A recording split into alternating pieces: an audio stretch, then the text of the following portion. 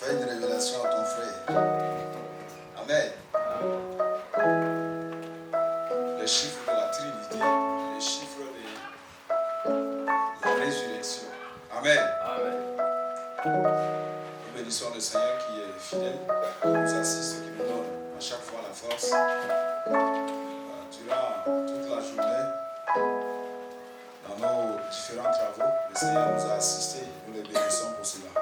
Amen. Le thème de notre méditation de ce jour, c'est un chant que le moniteur a copié. C'est pour apprendre ce soir ou bien? Tout à fait. Ce sera en dehors de mes heures. Amen. Voilà, aujourd'hui, pour ceux qui ont les bulletins, des notes, notre méditation de ce jour porte sur que votre lumière brille. Amen. Amen. Tu peux le dire à ton frère, à ta soeur, que ta lumière Amen. que ta lumière brille. À celui qui est devant toi, derrière toi, à côté de toi, de gauche à droite, de part et d'autre, que ta lumière brille.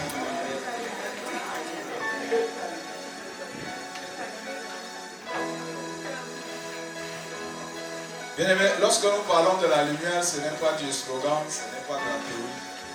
Nous avons la lumière devant nous. Amen. Et lorsque la Bible parle de la lumière, les choses sont bien définies. On ne parle pas de la lumière pour parler. Mais lorsque nous parlons de la lumière, c'est qu'il y a une évidence. Amen. La lumière n'est pas théorique.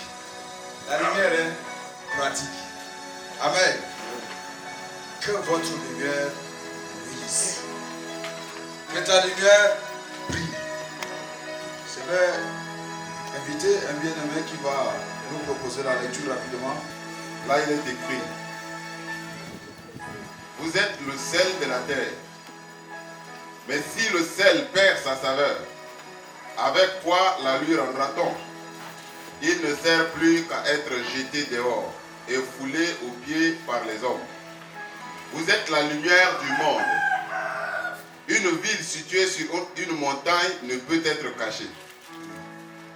Et on n'allume pas une lampe pour la mettre sous le boisseau.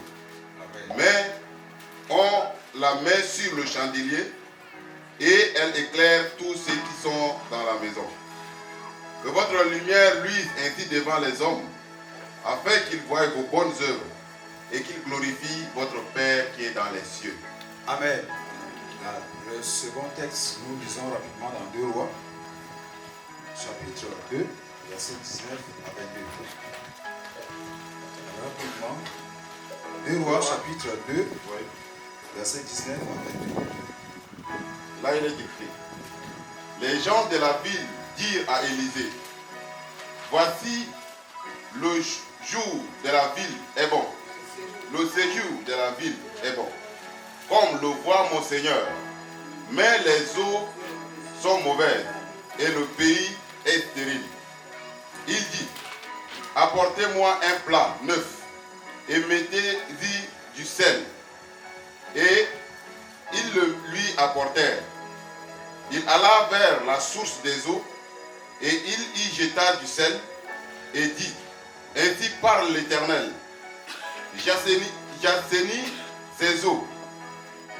Il en proviendra plus ni mort ni stérile. Et les eaux furent assainies jusqu'à ce jour, selon la parole qu'Élisée avait prononcée. Amen.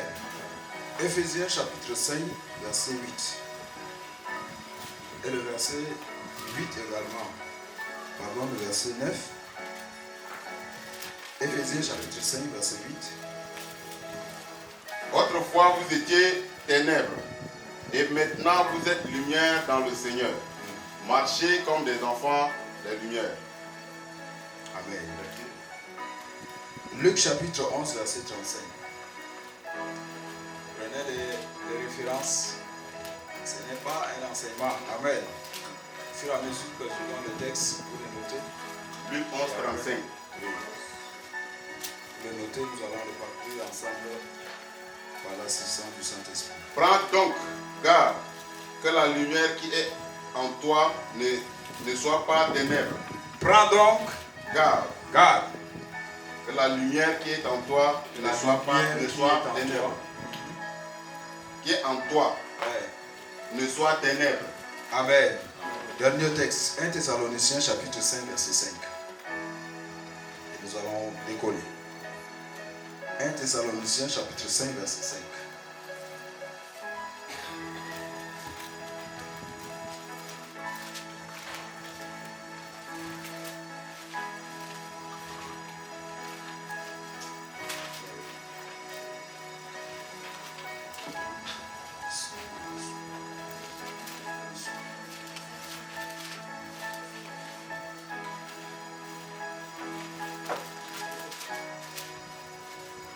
Nous assistons aux recherches versets. 1 Thessaloniciens 5, 5. Ouais. Vous êtes tous des enfants de la lumière et des enfants du jour. Nous ne sommes point de la nuit, ni des ténèbres. Amen. Amen.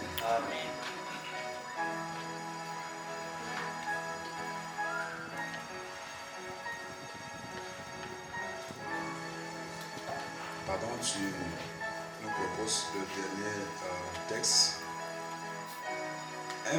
Éphésiens chapitre 5 verset 9. C'est là que je vais résumer beaucoup de choses. Éphésiens chapitre 5 verset 9. Car le fruit de la lumière Car les fruits de la lumière consistent en toutes sortes de bonté, de justice et de vérité. Amen. Gloire à Dieu. Gloire à Dieu. Amen. Gloire à Dieu. Amen. Maintenant, les gens vérifient la Bible derrière là-bas là. On est ensemble? Amen. Voilà. Que votre lumière brille. Et dans Matthieu chapitre 5, à partir du verset 13 à 16, Jésus a commencé par dire que vous êtes le sel de la terre. Comment on peut assimiler une personne au sel? C'est bizarre. Hein? C'est une figure de style très très forte. Vous êtes le sel de la terre. Et après il dit, si le sel perd sa saveur, avec quoi la lui rendra bon. On se pose la question à ce niveau, est-ce qu'il est possible que le sel perde sa saveur?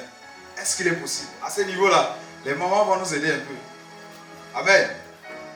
C'est-à-dire, à quel niveau le sel peut perdre sa saveur? Naturellement.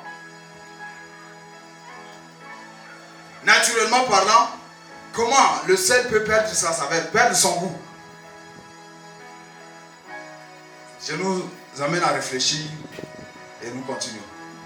Amen. Il dit, vous êtes le sel de la terre. Il n'a pas dit, vous êtes le sel de Jérusalem, vous êtes le sel d'une famille, vous êtes le sel, je ne sais pas, d'une localité, d'une nation. Non.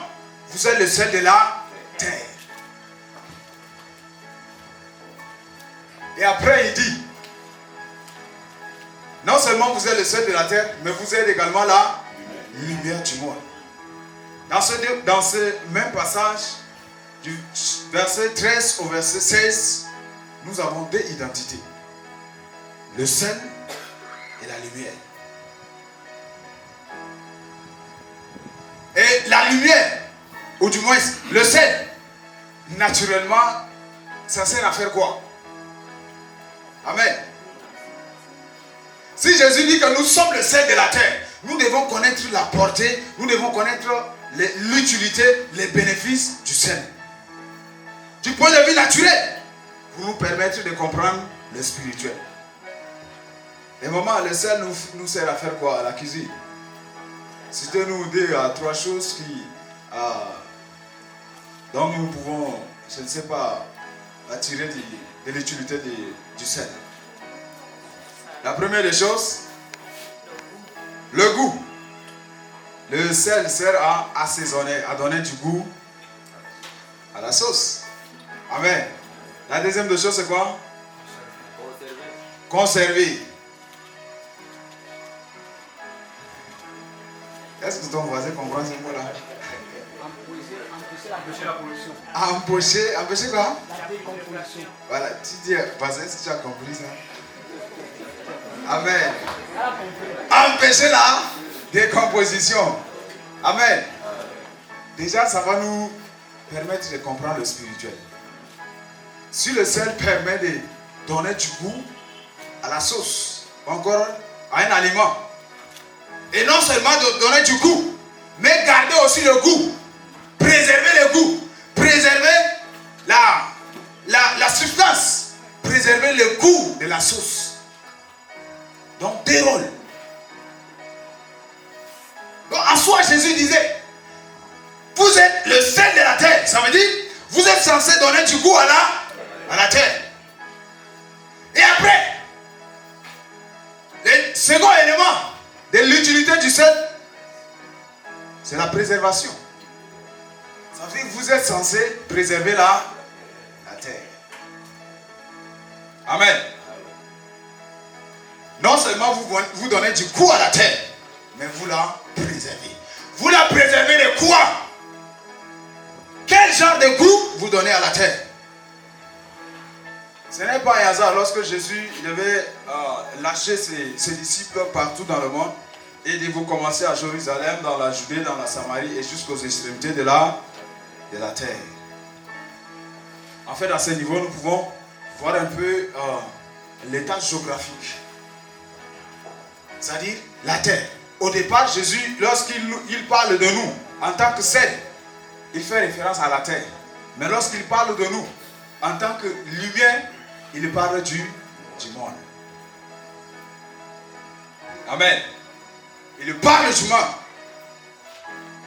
Et bien aimé, Jésus voulait dire que la terre est remplie de pourriture. La terre n'a pas de goût. La terre est informe et vide. Alors, c'est nous qui sommes censés donner du goût à la terre. C'est nous qui sommes censés assaisonner la terre.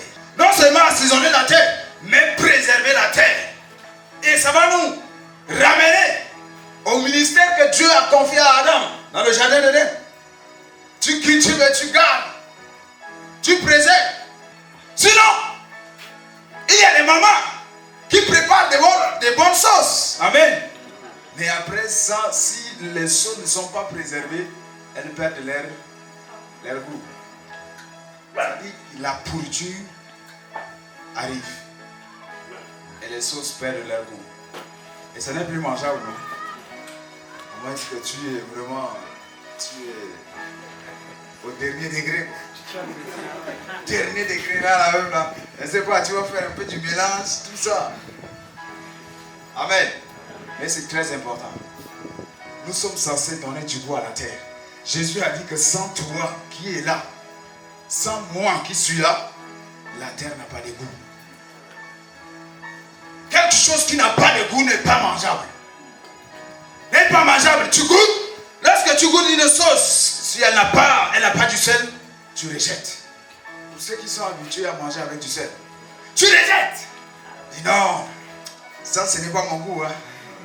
Je n'aime pas ça. Et nous rejetons. Pourquoi? Parce qu'il n'y a pas le goût. Il n'y a pas de la saveur. Jésus a dit, c'est comme cela que nous sommes. Il dit, sans nous, la terre risque d'être rejetée. Sans nous, la terre n'a pas de goût. La terre n'a pas de goût à ce niveau-là. Nous pouvons parler je ne sais pas, d'une terre qui est informe et vide. Jardin d'Éden. Au commencement, lorsque Dieu créait, il disait la terre était informe et vide. Les tohi-bohi. Bien aimé, Jésus te donne une mission qui consiste à atteindre la terre, qui consiste à, je ne sais pas, à toucher la terre carrément. Et rappelons-nous de ce que Jésus a dit. Le ciel est créé pour Dieu, mais la terre appartient. Ça veut dire, c'est toi qui dois assaisonner, qui dois donner la forme à la terre. C'est toi qui dois préserver la terre. Jésus savait qu'il y a un malin, il y a un ennemi qui rôde. Le diable, les volets, l'usurpateur. Si tu ne préserves pas ta terre, il va te l'arracher. il va te la voler. Aujourd'hui même, physiquement, les terres que nous achetons, si tu ne préserves pas, c'est quelqu'un d'autre viendra entrer sur ta terre. Et c'est toi qui es perdant. C'est pourquoi nous sommes censés préserver la terre. Préserver la terre contre quoi? Contre la pourriture de ce monde, contre l'impudicité, contre la sorcellerie, contre, je ne sais pas, les œuvres du diable.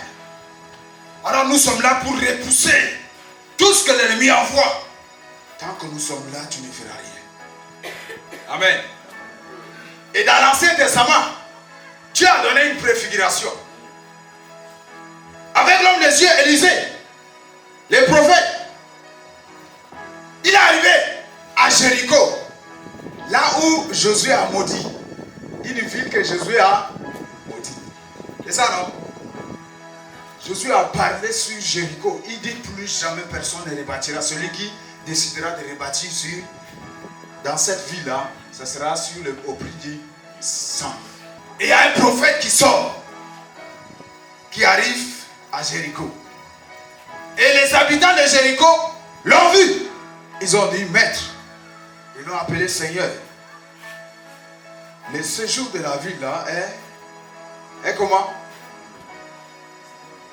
Le séjour est bon, mais le pays est stérile.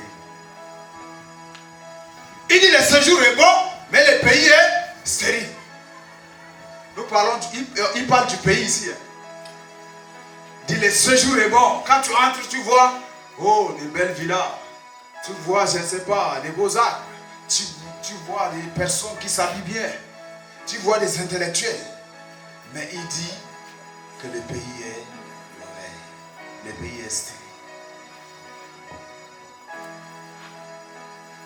Et l'homme de Dieu, par inspiration, révélation, il va ramener l'ordre dans cette ville.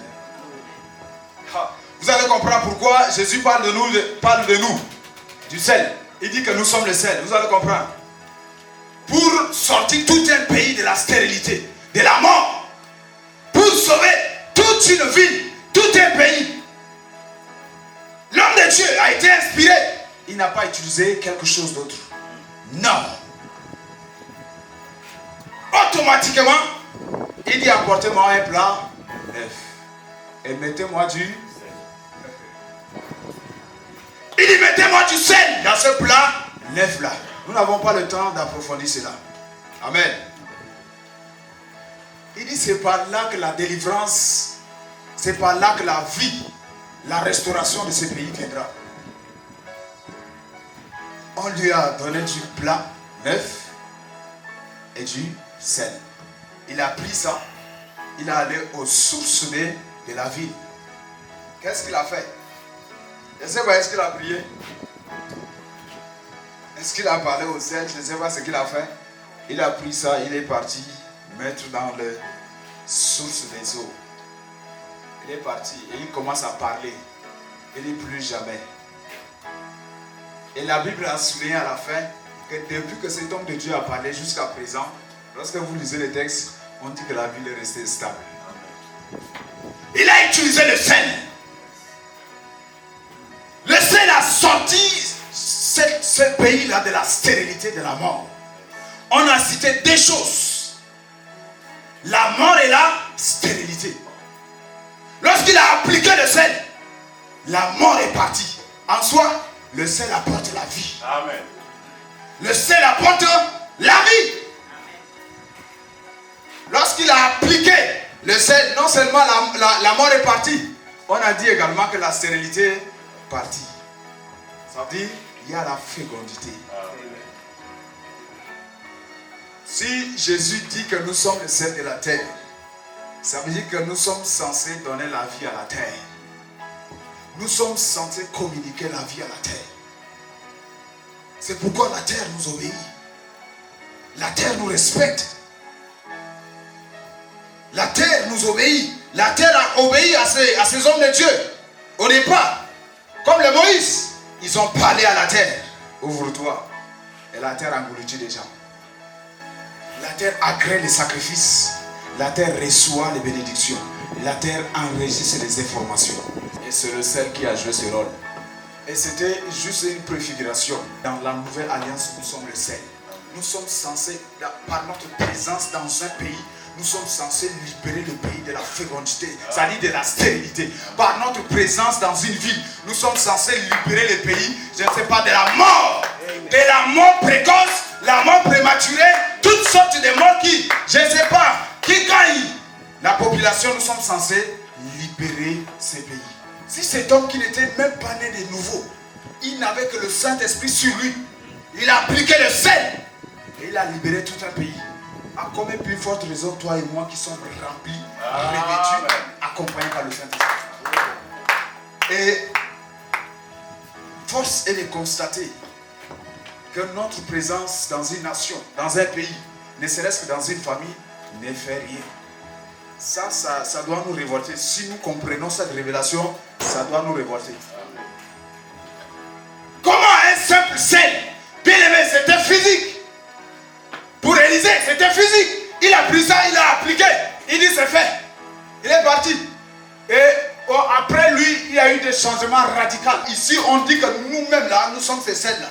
Et nous sommes dans une famille, rien ne se passe. Nous sommes à l'école, rien ne se passe. Nous sommes dans une nation, nous sommes dans un pays, nous sommes, je ne sais pas, dans une ville, dans un quartier, rien ne se passe. La mort emporte les gens.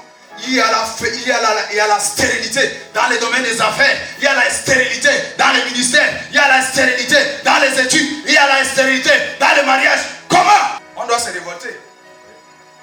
C'est que le sel à ce niveau-là a perdu son saveur. Sa saveur, du moins. Amen. Si nous n'apportons pas la vie là, nous ne jouons pas le rôle que le sel naturel joue, c'est que nous avons perdu notre saveur. Nous avons perdu notre goût. La deuxième des choses, c'est la lumière. Jésus parle de la lumière. Il dit, vous êtes la lumière du monde. Et vous êtes censés briller. Amen. Est-ce que tu es là pour briller? Est-ce que tu brilles? Dans Luc 11, 35, on dit que, tu nous reprends, pardon, homme de Dieu. On dit qu'il y a des fois où la lumière peut se transformer en ténèbres. Tout comme le sel peut perdre sa saveur là, il y a des fois où la lumière peut se transformer en ténèbres. Mais on va comprendre ça. Luc 11, 35. Ouais. Prends donc garde, Ouais. que la lumière qui est en toi ne soit ténèbres. Prends donc garde que la lumière qui est en toi ne soit ténèbres. Ça veut dire que la lumière qui est en toi, il est possible qu'elle soit ténèbres. Et dans Ephésiens 5, verset 8, autrefois nous étions ténèbres. Maintenant nous sommes lumière. Nous sommes lumière en Christ. On a précisé cela, nous sommes lumière en Christ. Comme le sel doit assaisonner la terre, le sel doit donner du goût à la terre, le sel doit préserver la terre, il doit préserver la terre de la pourriture de ce monde. Il en est de même, la lumière consiste à éclairer la terre. La lumière consiste à éclairer le monde. Amen.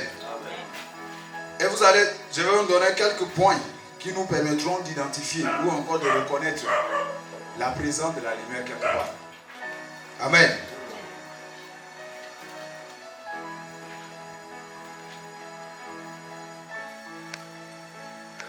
Prier signifie faire du bien à son prochain. Amen. Pardon, quelqu'un nous lit rapidement Ésaïe 58, verset 10. Nous courons derrière le temps. 58, verset 10. Ouais. Si tu donnes ta propre substance à celui qui a faim, si tu rassasies l'âme indigente, ta lumière se lèvera sur l'obscurité et tes ténèbres seront comme le midi. Ta lumière se lèvera sur l'obscurité. Il dit, si tu fais du bien à ton prochain, ta lumière se lèvera sur l'obscurité. Ephésiens 5, verset 9.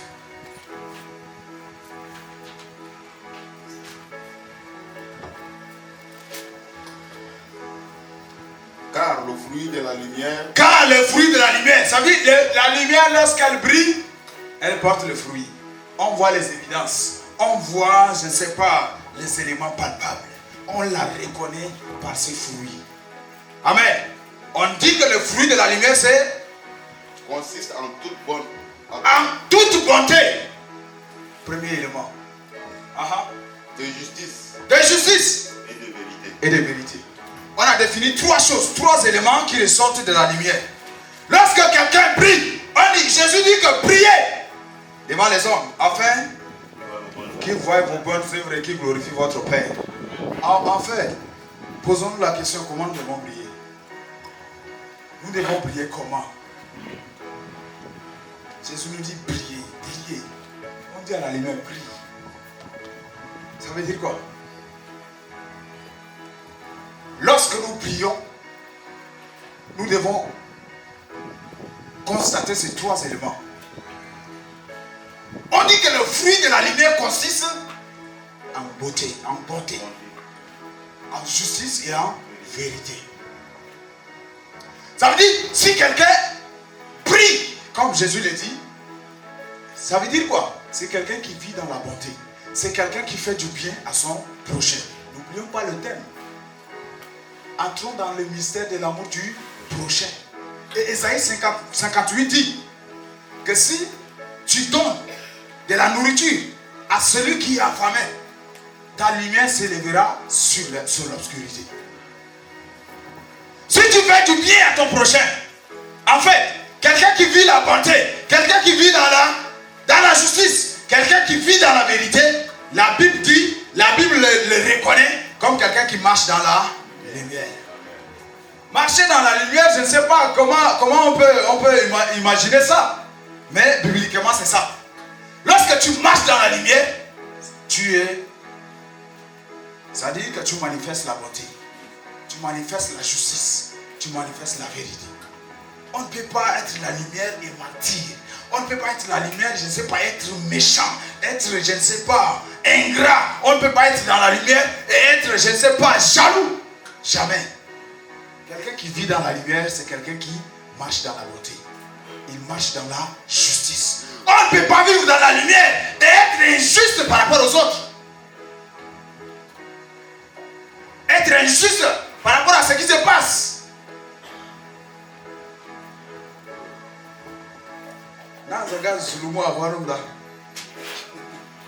Ça, c'est de l'injustice, non? Dans Alamani. Amen. Allez, on vous donne ça, mais toi, tu préfères prendre plus, quoi. Allez, tu profites. C'est tout le monde qui comprend ça, non? Ça, c'est de l'injustice. Et lorsque tu vis dans ça, tu ne brilles pas. Lorsque tu vis dans le mensonge, la Bible dit que tu ne brilles pas. C'est pourquoi, dans 1 Jean, 2 Jean, 3 Jean, nous allons lire, nous allons trouver juste les termes. Ceux qui sont, je ne sais pas, en Christ, ils manifestent l'amour, lumière, l'amour, lumière, l'amour, lumière. Allez là-bas. Vous allez ressortir toutes ces expressions. Amour, lumière, amour, lumière, amour. Tu ne peux pas être dans la lumière. Tu me dis que tu vis la lumière. Tu es dans la lumière. Jésus a dit que je suis la lumière du monde. Celui qui marche avec moi, celui qui vient à moi ne marchera pas dans les ténèbres. Quand on dit que nous sommes la lumière, mais nous mentons. Nous sommes injustes. C'est quel genre de lumière? Remarque dans ta vie. Je dois remarquer dans ma vie. Ce qui prouve que je vis la lumière, que ma lumière brille, bien aimé, c'est lorsque je vis dans la bonté, je vis dans la justice, dans la fidélité, je vis dans la vérité. Si je vis dans ces choses-là, les gens eux-mêmes, ils vont remarquer. Je n'ai pas besoin de crier, dire que je suis enfant de Dieu. Je n'ai pas besoin de dire que je suis juste. Je n'ai pas besoin de dire que je vis dans la vérité. Mais les autres remarqueront. Ils verront que cet homme-là, waouh. Lui là, non, il est vrai. Dans tout ce qu'il dit là, il est vrai. Il est vrai. Il ne ment pas. Et quand les gens rendent des témoignages comme ça, la Bible dit qu'ils rendent gloire à qui? À Dieu. Est-ce que c'est toi qui allais faire quelque chose? Toi, tu vis seulement ta vie.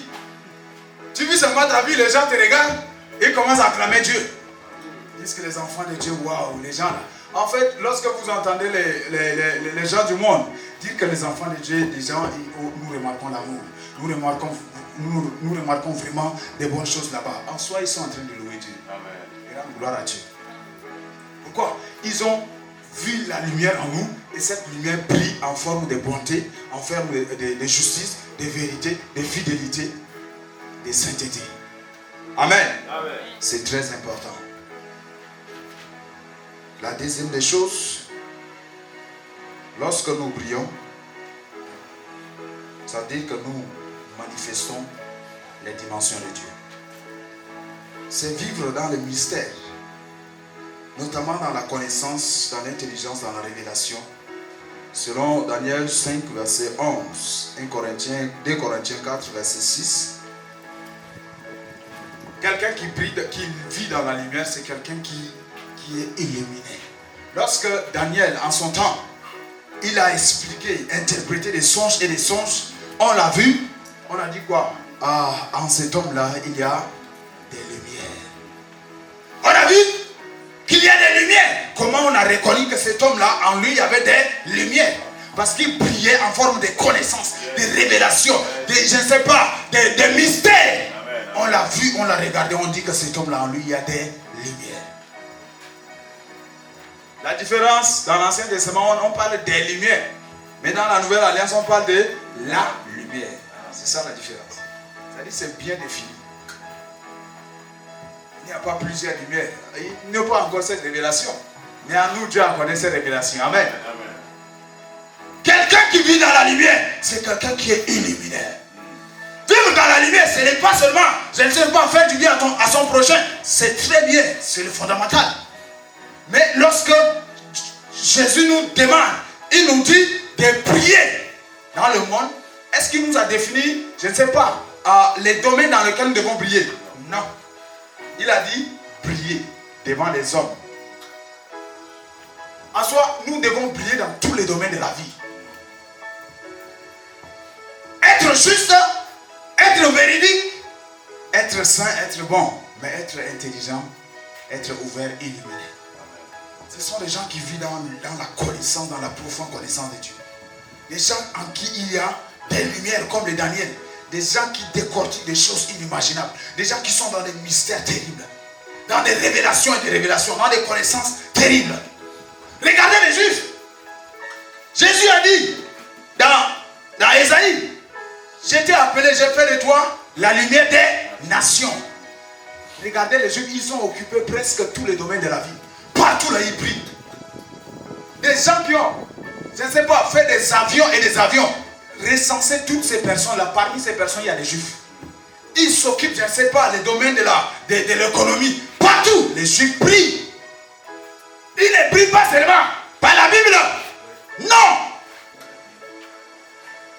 Ils ne brillent pas seulement dans la sainteté. Non. Non seulement dans la justice. Ils brillent aussi dans la connaissance, dans l'intelligence, dans la révélation.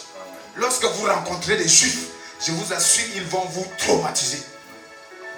Lorsque vous faites des contacts, des rencontres avec les Juifs, je vous assure, ils vont vous traumatiser. Des gens qui ont une vie équilibrée.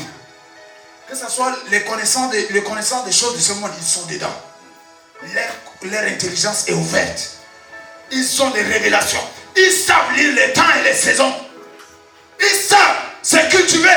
Ils savent, je ne sais pas, ils savent, bien aimé, ils savent travailler la terre. Ils savent travailler leur intelligence. Ils savent travailler leur vie. Ils brillent dans tous les domaines de la vie. Ils brillent dans tous les domaines de la vie. Il n'y a que des chrétiens qui brillent seulement à l'église. C'est ici seulement que lui il brille. C'est ici seulement. C'est dans son quartier seulement qu'il brille. Dans sa famille, il ne brille pas. C'est à l'église que lui brille. C'est à l'église seulement qu'il brille. C'est à l'église seulement qu'il dit la vérité. Là même, là, il s'efforce. C'est ici qu'il je ne sais pas, qu'il lutte pour mener une vie de sanctification, une vie de prière. C'est ici que les gens qui prient, hein, dans leur maison, ils ne prient même pas. Amen. Est-ce que tu es là? Fais comme ça, si tu es honnête. Tu es à la maison, tu ne pries pas, sois honnête. Amen. Sois honnête. C'est très important. Nous devons prier et la lumière de Christ. Amen. Mais est-ce que nous sommes là pour prier? La lumière a des dimensions. La Bible dit dans Psaume 36, par ta lumière nous voyons la lumière. La parole est devenue la lumière et la lumière est devenue la vie. 1 Jean 1. Jusqu'à partir du verset 5. Il dit au commencement était la parole était avec Dieu, la parole était Dieu. Et en elle était la vie. Et la vie était la lumière. La lumière à lui parmi les ténèbres ne l'ont pas reçu. Ça veut dire, lorsque nous prions, là, les ténèbres ne doivent pas régner. Les ténèbres, c'est quoi? Les ténèbres, c'est la stérilité. Comme au temps d'Élysée. Les ténèbres, c'est la stérilité. C'est la mort. C'est, je ne sais pas, c'est l'échec. C'est toutes ces choses négatives. C'est la pourriture de ce monde-là. Mais lorsque nous prions, ces choses doivent partir. Et les gens nous regardent. Ils commencent à acclamer notre Dieu. Sans que nous-mêmes, là, on commence, je ne sais pas, à proclamer à nous. Je ne sais pas, à dire partout que nous sommes enfants de Dieu, nous sommes chrétiens. Non! Est-ce que nous sommes là pour prier? Est-ce que la lumière de quelqu'un brille? Nous allons prier. Laissez tenir debout et prier. Pendant quelques minutes. Lorsque nous sommes la lumière du monde, nous devons prier dans tous les domaines de la vie. Bien aimé, la Bible nous appelle à l'équilibre. Si nous prions ici à l'église, je peux bien aimer, je peux bien prêcher, je peux bien décortiquer la Bible, mais si j'échoue dans la vie,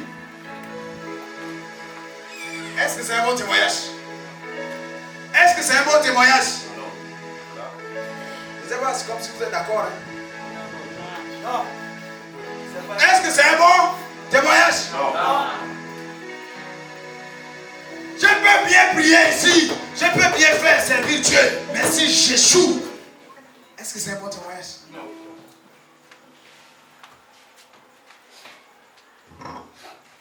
Quelle est cette lumière qui brille seulement à l'église, qui ne brille pas à l'école?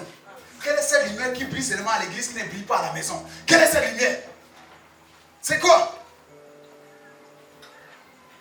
Quelle est cette lumière qui brille seulement au Tchad ici, qui ne brille pas au Cameroun? Quelle est cette lumière? Et là, nos frères qui quittent là-bas, qui quittent ici pour aller, je ne sais pas, pour sortir, leur lumière s'éteint là-bas. Et non seulement ceux qui font une longue distance, hein, ceux qui enlèvent-les ici, tu le prends ici, des fâches, non? Amène-les seulement à Moussal ici, sa lumière va s'éteindre. Est-ce que je mens? Dites-moi que je mens. Quelle est cette lumière qui brille ici et qui ne brille pas ailleurs? Quelle est cette lumière qui brille seulement à l'église, qui brille seulement ici? Mais à la maison, il n'y a rien. À l'école, rien. Au quartier, rien. Si on te déplace seulement de ton endroit là, c'est fini. C'est le déclin de ta lumière comme ça. Bien aimé, ce n'est pas cela que Dieu nous appelle. Non. Il nous a appelés à prier partout. Regarde dans quel domaine tu ne pries pas. Regarde dans quel domaine. Regarde. Dans quel domaine je ne prie pas. Dans quel domaine de la vie. Dans quel domaine de ma vie je ne prie pas. Ma lumière ne sort pas. Cette lumière est en nous. Nous sommes la lumière. Et nous sommes censés prier. Priez dans tous les domaines de la vie. Commence à prier, bien-aimé. Prie selon l'inspiration que le Seigneur te donne. Prie quel est le domaine dans lequel tu ne pries pas.